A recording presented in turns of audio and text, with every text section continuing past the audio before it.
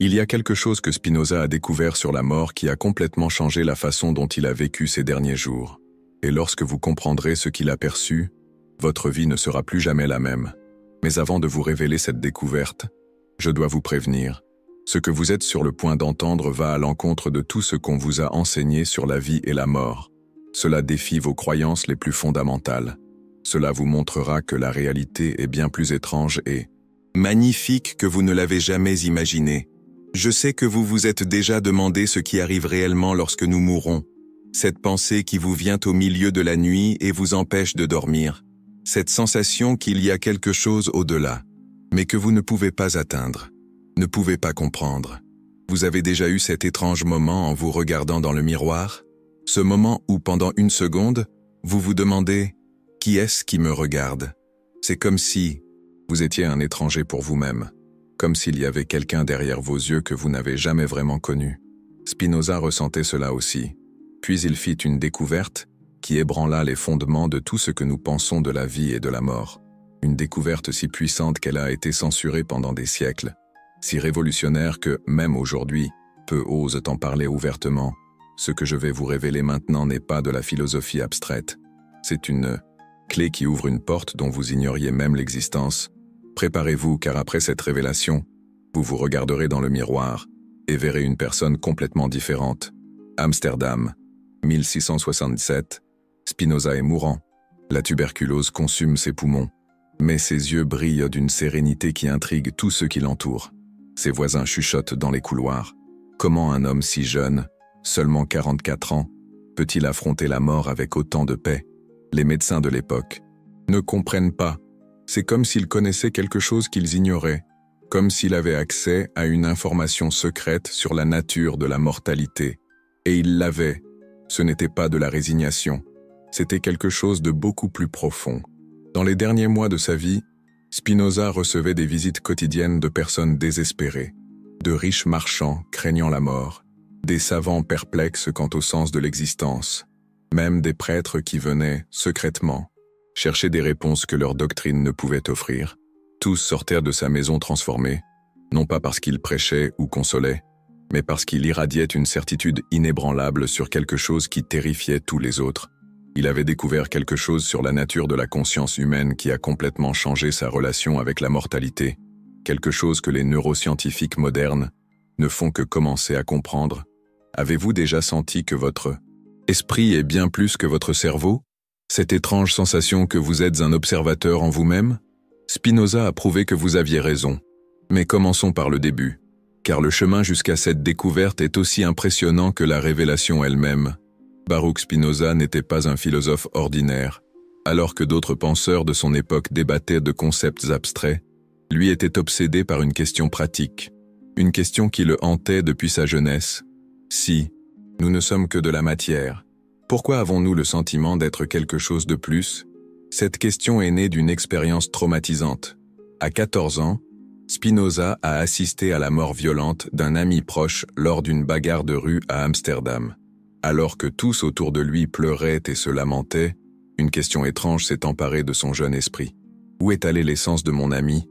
S'il n'était que chair et os, pourquoi ai-je le sentiment que quelque chose de fondamental a simplement disparu de l'univers? Cette expérience l'a hanté pendant des années, des nuits entières sans dormir, essayant de comprendre la nature de l'identité humaine, des journées entières à observer les gens dans les rues, se demandant ce qui les rendait réellement ce qu'ils étaient. C'est cette obsession qui l'a poussé à tout remettre en question. Les traditions religieuses de sa famille, les explications philosophiques de son époque, même ses propres perceptions de lui-même. Cette question a consumé des années de sa vie, et la réponse qu'il a trouvée était si controversée qu'il a été excommunié de sa propre communauté juive à Amsterdam. Imaginez être banni de tout ce que vous connaissez parce que vos idées étaient considérées comme trop dangereuses. Mais Spinoza ne s'est pas arrêté.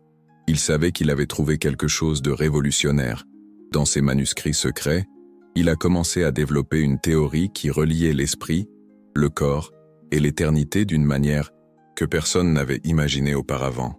Il a découvert que notre conscience n'est pas produite par le cerveau comme nous le pensions. Le cerveau n'est que le canal par lequel quelque chose de beaucoup plus grand s'exprime. Et ce quelque chose de plus grand ne meurt pas lorsque le corps meurt. Vous vous dites peut-être, cela ressemble à de la religion déguisée en philosophie. Mais attendez de comprendre comment Spinoza a prouvé cela logiquement. Il a commencé par une observation simple que vous pouvez faire dès maintenant. Fermez les yeux un instant. Qui observe l'obscurité derrière vos paupières? Qui est conscient que vous faites cet exercice? Il y a un observateur en vous qui ne change jamais, qui était présent lorsque vous étiez enfant et qui est toujours présent maintenant. Cet observateur ne vieillit pas, ne se fatigue pas, n'a pas peur. Spinoza a appelé cette partie de vous l'essence éternelle de l'esprit, et voici la découverte qui a tout changé. Cette essence ne dépend pas du cerveau pour exister. Le cerveau n'est que l'instrument qu'elle utilise pour s'exprimer dans le monde physique. Lorsque le cerveau cesse de fonctionner, l'essence persiste, non pas comme un fantôme ou une âme dans un ciel lointain. Elle persiste comme partie intégrante du tissu même de la réalité. Avez-vous déjà eu la sensation de connaître quelqu'un que vous venez de rencontrer, ou d'entrer dans un endroit nouveau et d'avoir le sentiment d'y être déjà allé? Selon Spinoza, cela se produit parce que votre essence éternelle a déjà été en contact avec ces autres essences, à un niveau de réalité qui transcende le temps et l'espace. Mais voici ce qui est encore plus impressionnant. Spinoza a découvert que nous pouvons accéder à cette dimension éternelle de notre vivant. Et lorsque nous le faisons, notre façon de vivre change complètement. Non pas parce que nous devenons spirituels ou religieux, mais parce que nous commençons à voir au-delà des peurs et des limitations qui nous emprisonnent. La peur de la mort disparaît. L'anxiété concernant l'avenir se dissout. La culpabilité du passé perd son pouvoir. Vous commencez à vivre depuis le lieu éternel en vous. Et ce n'est pas une théorie abstraite. Spinoza a montré exactement comment faire. Dans ces dernières années, il vivait dans un état que ses contemporains décrivaient comme une sérénité surnaturelle. Il n'avait peur de rien. Il ne se laissait pas ébranler par les critiques ou les attaques. Il avait trouvé ce que nous recherchons tous, la véritable paix. Mais comment a-t-il réussi? La réponse réside dans une pratique spécifique qu'il a mise au point, une manière d'utiliser l'esprit pour transcender l'esprit lui-même. Spinoza découvrit que lorsque nous comprenons véritablement la nature de la réalité, notre perspective sur le monde change automatiquement. C'est comme gravir une montagne et contempler le paysage du sommet. Les problèmes qui semblaient immenses là-bas, en bas, ne sont plus que de petits points à l'horizon. Mais pour atteindre le sommet de cette montagne de la compréhension, il faut suivre un chemin précis, un chemin que Spinoza a cartographié avec une précision scientifique. Premièrement, il faut comprendre que tout ce qui existe est une expression de la même substance infinie. Vous, les arbres, les étoiles, les autres, tout est fait de la même matière fondamentale. Cela signifie que vous n'êtes pas séparés de l'univers. Vous êtes l'univers s'exprimant d'une manière unique et temporaire. Lorsque vous comprenez cela véritablement, non seulement intellectuellement, mais viscéralement, quelque chose d'extraordinaire se produit. La sensation d'isolement que vous portez depuis toujours disparaît simplement. Vous réalisez que vous n'avez jamais été seul, jamais déconnecté. Vous avez toujours fait partie de quelque chose d'infiniment plus grand. Mais Spinoza alla plus loin. Il montra que cette compréhension n'est pas la fin du voyage. C'est seulement le début. Car lorsque vous vous reconnaissez comme expression de l'infini, vous gagnez accès au pouvoir de l'infini. Je ne parle pas de super-pouvoir ou de magie, je parle de quelque chose de beaucoup plus pratique et puissant. Vous gagnez accès à l'intelligence infinie qui gouverne toute l'existence. Cette intelligence sait toujours quoi faire dans n'importe quelle situation. Elle voit toujours la perspective la plus large. Elle trouve toujours des solutions qu'un esprit limité ne peut imaginer. Et le plus impressionnant, cette intelligence est disponible pour vous. Maintenant, Spinoza passa des années à développer des méthodes spécifiques pour accéder à cette dimension. Des méthodes qui fonctionnent indépendamment des croyances ou du bagage religieux. Ce sont des techniques basées sur la logique pure et l'observation directe de l'expérience. Il a appelé l'une de ces techniques l'amour intellectuel de Dieu. Mais ne vous laissez pas tromper par le non religieux. Cela n'a rien à voir avec l'adoration ou la foi aveugle. C'est une manière spécifique d'utiliser l'intellect pour transcender l'intellect, d'utiliser l'esprit pour découvrir ce qui existe au-delà de l'esprit. C'est comme utiliser une échelle pour monter sur le toit, puis jeter l'échelle. Lorsque Spinoza maîtrisait cette pratique, il pouvait entrer dans des états de conscience que ses contemporains considéraient comme impossibles, des états où la peur de la mort n'avait tout simplement plus de sens, parce qu'il expérimentait directement sa nature éternelle, des états où les problèmes qui tourmentèrent les autres se révélaient comme des illusions créées par une perspective limitée, des états où la joie jaillissait spontanément, sans dépendre de circonstances extérieures. Et le plus révolutionnaire, il découvrit que ces états n'étaient ni temporaires ni exceptionnels. Ils pouvaient devenir sa manière naturelle d'exister. Imaginez vous réveiller chaque jour sans anxiété pour l'avenir, sans culpabilité pour le passé, sans peur de la mort. Imaginez vivre avec une sérénité inébranlable, non pas parce que vous ignorez les défis de la vie, mais parce que vous les voyez d'une perspective qui transforme le problème en opportunité. Imaginez avoir un accès constant à une sagesse qui sait toujours la bonne chose à faire. Ce n'est pas une fantaisie utopique, c'est exactement ainsi que Spinoza a vécu ces dernières années. Et il laissa une carte détaillée pour que d'autres puissent suivre le même chemin. Mais voici quelque chose que peu de gens savent. Les découvertes de Spinoza sur la nature éternelle de la conscience sont confirmées par les neurosciences modernes de manière absolument surprenante. Des études récentes sur les expériences de mort imminente montrent que la conscience peut continuer à fonctionner même lorsque le cerveau est cliniquement mort. Des recherches sur les états modifiés de conscience révèlent des dimensions de l'esprit qui transcendent complètement notre compréhension. Matérialiste, des études sur la méditation profonde montrent qu'il est possible d'accéder à des états de sérénité et de sagesse qui ressemblent exactement à ce que Spinoza a décrit. C'est comme si la science moderne redécouvrait des vérités que Spinoza avait cartographiées des siècles auparavant, en utilisant uniquement le pouvoir de la raison. Mais il y a quelque chose d'encore plus fascinant. Spinoza n'a pas seulement découvert ces états, il a découvert comment les enseigner. Dans ses manuscrits, il détaille des exercices spécifiques que n'importe qui peut pratiquer pour commencer à accéder à sa nature éternelle. Des exercices qui ne nécessitent pas des années de méditation ou de retraite spirituelle. Des exercices basés sur la compréhension logique et l'application pratique. L'un de ces exercices est si simple que vous pouvez le faire maintenant, mais il est si puissant qu'il peut changer votre perspective instantanément. Spinoza l'appelait la contemplation de la nécessité. Cela fonctionne ainsi. Pensez à quelque chose qui vous cause de l'anxiété ou de la souffrance en ce moment. Cela peut être n'importe quoi. Une situation difficile, une personne problématique, une décision à prendre. Maintenant, au lieu d'essayer de résoudre ou de changer cette situation, faites quelque chose de différent. Essayez de comprendre pourquoi cette situation est exactement comme elle doit être en ce moment. Je ne parle pas de résignation passive. Je parle de comprendre la logique profonde qui gouverne tous les événements. Spinoza découvrit que tout ce qui arrive est le résultat de causes infiniment complexes qui s'étendent jusqu'au début des temps. Pensez-y, votre situation actuelle n'est pas apparue de nulle part. Elle est le résultat de millions de petites décisions, de rencontres fortuites, d'événements historiques, même de mouvements d'étoiles qui se sont produits avant votre naissance.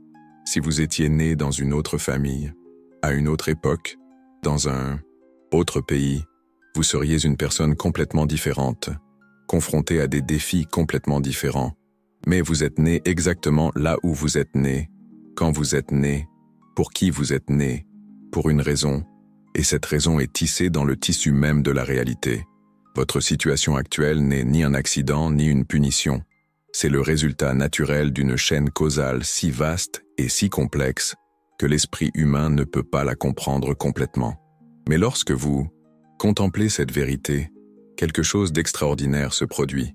La souffrance associée à la situation commence à se dissoudre, non pas parce que la situation change magiquement, mais parce que votre relation avec la situation se transforme. Vous cessez de lutter contre la réalité et vous commencez à flotter avec elle. Et lorsque vous flottez avec la réalité au lieu de lui résister, les solutions apparaissent spontanément. Les chemins qui étaient bloqués s'ouvrent. Les opportunités que vous ne voyiez pas se révèlent. C'est comme cesser de nager contre le courant et découvrir qu'il vous emmène exactement là où vous devez aller. Mais voici ce qui est encore plus impressionnant à propos de cet exercice. Spinoza découvrit que lorsque vous pratiquez régulièrement la contemplation de la nécessité, vous développez ce qu'il a appelé l'œil de l'éternité. Vous commencez à percevoir des événements avant même qu'ils ne se concrétisent dans la réalité physique, non pas comme une prophétie mystique, mais comme une compréhension logique des tendances causales. C'est comme apprendre à lire les vagues de l'océan et à savoir exactement où et quand chacune va se briser. Spinoza pratiquait cela constamment, même durant les moments les plus difficiles de sa vie. Lorsqu'il fut excommunié de sa communauté, il contempla la nécessité de cette expérience et découvrit qu'elle le libérait pour penser librement. Lorsqu'il perdit ses parents jeunes, il contempla la nécessité de cette perte et découvrit qu'elle lui avait appris la nature impermanente de toutes les formes. Lorsqu'il contracta la tuberculose, il contempla la nécessité de sa maladie et découvrit qu'elle le préparait à transcender complètement la peur de la mort. Chaque défi devint une occasion d'approfondir sa compréhension et sa sérénité surnaturelle. Et ceci n'est qu'une des techniques qu'il a développées.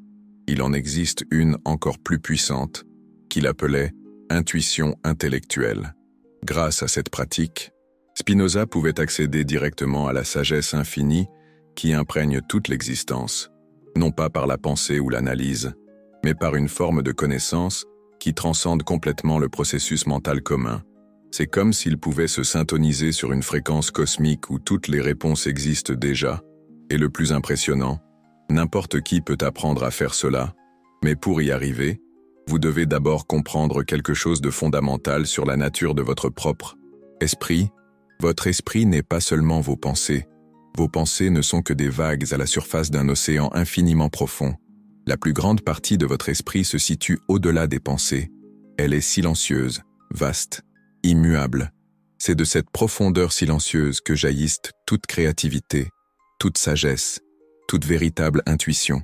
Spinoza découvrit que lorsque vous apprenez à plonger dans cette profondeur, vous trouvez des trésors qui transforment complètement votre façon de vivre, des réponses à des questions que vous ne saviez même pas vous poser, des solutions à des problèmes qui semblaient impossibles, une paix qui ne dépend pas des circonstances extérieures, et un accès direct à votre essence éternelle de l'esprit. Car c'est là, dans cette profondeur silencieuse, que réside la partie de vous qui n'est jamais née et ne mourra jamais. La partie de vous qui est une expression directe de l'infini. La partie de vous que Spinoza a découverte et qui a complètement changé sa vie. Mais comment accédez-vous à cette profondeur? Comment plongez-vous au-delà des pensées et trouvez-vous l'océan silencieux qui existe en vous? Spinoza a développé une méthode révolutionnaire qui combine une logique rigoureuse avec une expérience directe. Une méthode que n'importe qui peut apprendre, indépendamment de son bagage ou de ses croyances. Une méthode qui ne nécessite pas des années de pratique, mais qui peut produire des résultats transformateurs dès la première application. Cette méthode est basée sur une découverte surprenante que Spinoza a faite sur la nature de la pensée. Il a découvert qu'il existe 3 types différents de pensées opérant dans votre esprit, et un seul d'entre eux vous connecte à votre essence éternelle. Le premier type sont les pensées automatiques, celles qui apparaissent simplement sans que vous le demandiez. Préoccupation, souvenir, planification. C'est comme avoir une télévision allumée en permanence dans votre tête. Le deuxième type sont les pensées dirigées. Lorsque vous vous concentrez consciemment sur la résolution d'un problème ou l'analyse d'une situation, c'est utile pour les tâches pratiques, mais cela vous maintient encore prisonnier de la surface de l'esprit. Mais il existe un troisième type que la plupart des gens n'expérimentent jamais. Spinoza l'a appelé « pensée intuitive ». Elle ne provient ni de la mémoire, ni de l'analyse. Elle émerge directement de la profondeur silencieuse de la conscience. C'est un type de connaissance qui apparaît simplement complète, sans processus, comme lorsque vous regardez quelqu'un et que vous savez instantanément que vous pouvez lui faire confiance, ou lorsque la solution à un problème surgit de nulle part, parfaite et évidente. Ce type de pensée est votre connexion directe à l'intelligence infinie, et Spinoza a découvert exactement comment le cultiver. Le secret réside dans ce qu'il a appelé l'attention sans objet. Cela fonctionne ainsi.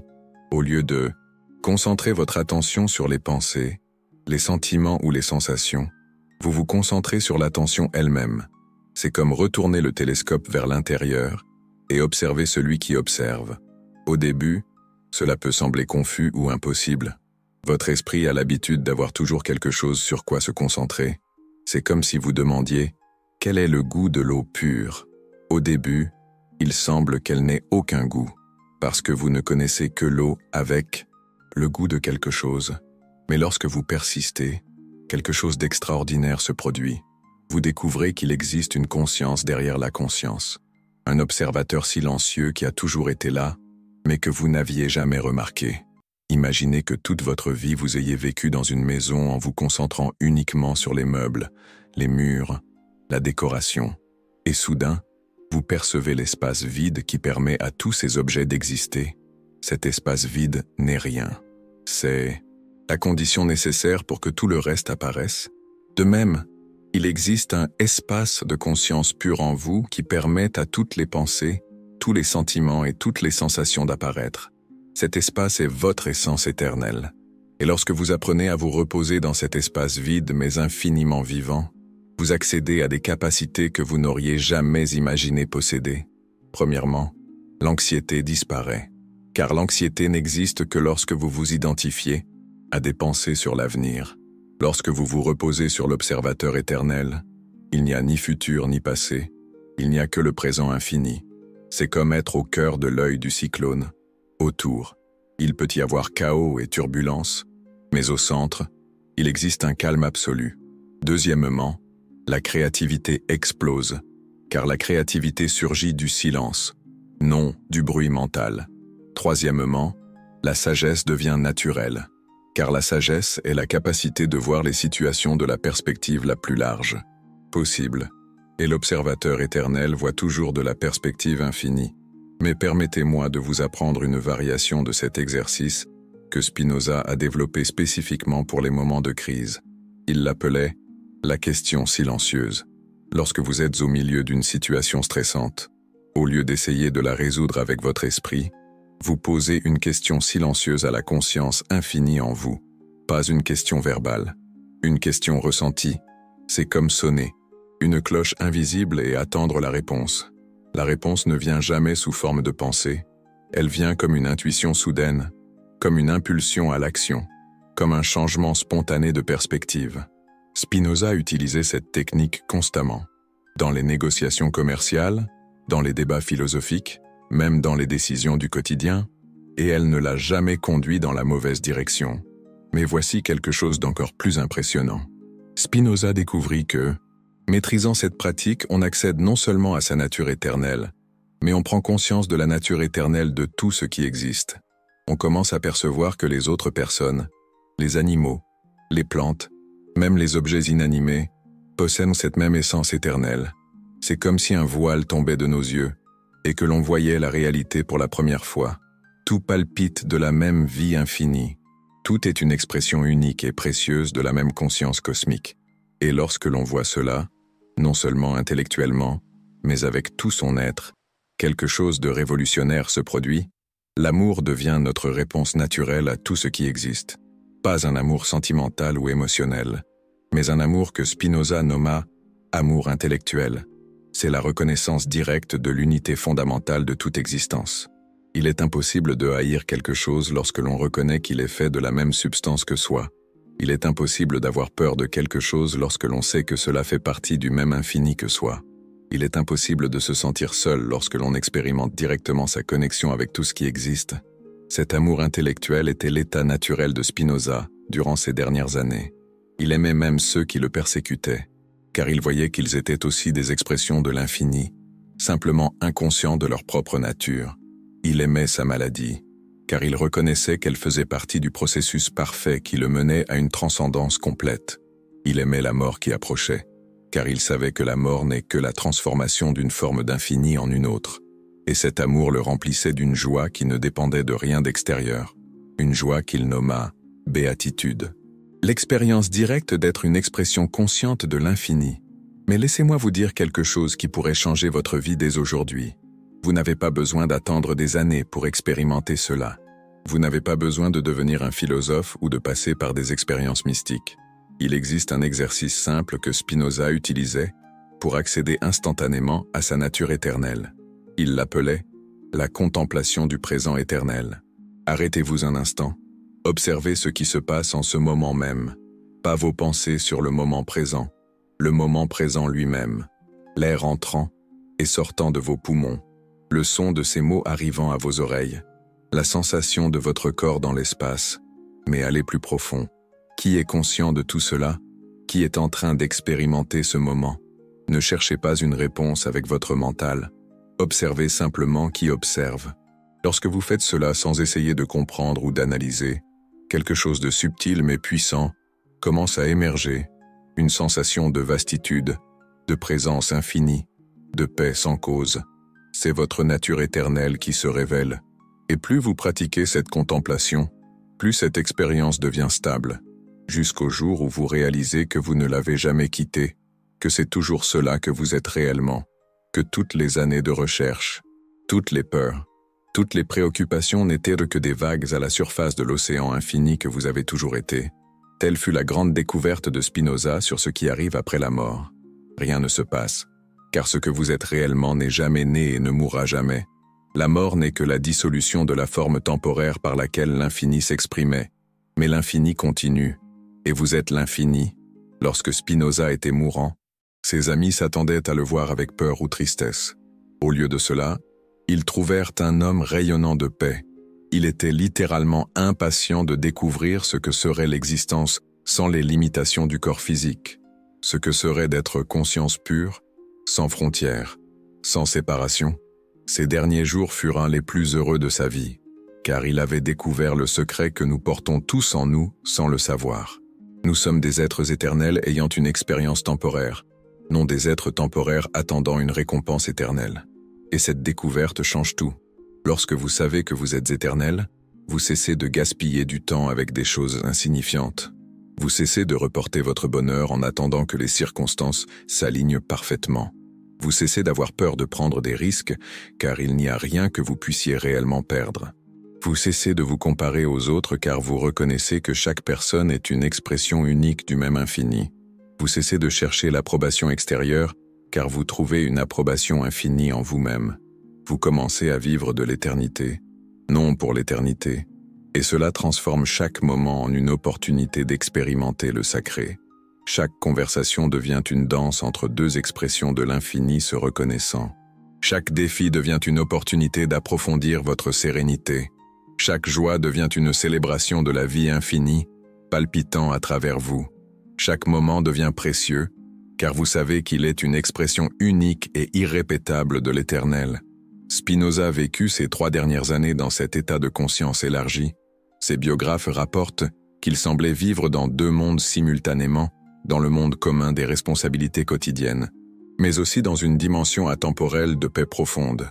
Des gens venèrent de toute l'Europe pour le rencontrer.